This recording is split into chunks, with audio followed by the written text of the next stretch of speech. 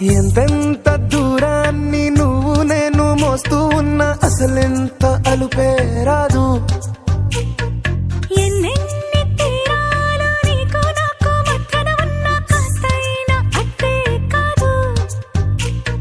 నీతో ఉంటే తెలియదు సమయం, నువ్వు లేకుంటే ఎంత న్యాయం. గడియారంలో సెకనుల ముల్లే కంటకి కదిలిందే. నీతో